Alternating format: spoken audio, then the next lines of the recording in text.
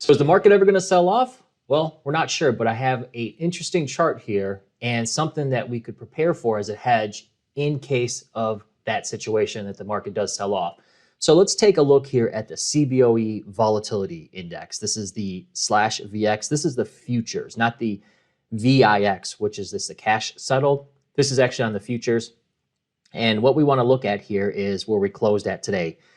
Now, on the 21st here, we closed about 24. And if you look to the left of the chart here, you see that before that big coronavirus sell-off, prices were around 15 on the VIX. So that's a normal level. And right now we're about 2 times that volatility. So even though that the markets are right off of highs or stone's throw from highs, volatility is still 2 times as it was previously to the coronavirus sell-off. So premiums in the option markets are very rich. And this is why we're seeing those swings from 20 points higher to 20 points lower and back and forth. That's the volatility of the marketplace. That's what we have here. So each time on the volatility, when we take a look here on a little bit of a closer zoom here, we seem to get around that 26, 25 level on the volatility, and then we get a spike higher, a little bit of a sell-off, and then the market is bought back up, and then we see that decline again. Volatility is mean reverting, meaning that you get a spike up higher and it reverts back to its mean. So right now we're adjusting this big spike that we saw from the coronavirus sell-off, and markets are trying to readjust and reprice really the overall risk of what's going to happen with these continued lockdowns or what's happening 6 months from now. So that's why volatility is where it's at. Also, a lot of option sellers or firms were blindsided by this move, and now premium is higher overall just to adjust for that, for the losses that occurred or being blindsided back in March. So one of the ways that we could play this is just a hedge. Now, you could probably look at doing something with the VIX futures if you wanted to. That's too much money. You're not going to be able to have a retail account is not going to be able to do that. You could look in the options market with a VIX of cash settled and do a call spread. But the easiest way to trade that, if you think volatility is going to go higher, especially in the VIX, the counterpart of that, where the volatility is coming from, is the S&P 500. So what you would look on is just to get short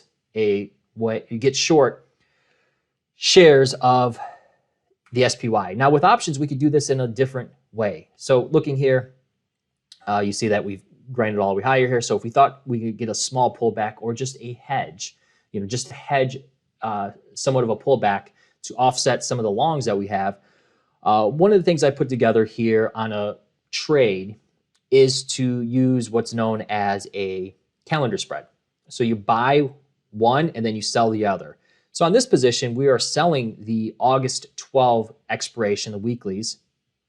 And if you look here, the August 12, it has 22 days expiration. And then from there, what I put together was to buy the August 28, which is 38 days. Typically, I would want something at 44, but we're not going to get it exactly that way. So this strike that we have here is at 315. And the reason why I picked 315 is because if you look at the 12s again, and I know I'm throwing a lot of stuff at you, but this is investing, and this is it's a numbers game. Volatility is pricing in a $15 move higher or lower in the next 22 days.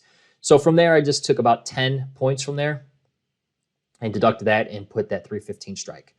So if we look at the analyze and we look at this position here, if prices were to gravitate, and this is at expiration, all the way up to 315 on the 22-day cycle, this is where we would make the most money. So what we're looking to do here is we're selling that volatility in the front month and getting longer volatility to offset that, selling one, buying one, or kind of it's a different type of spread.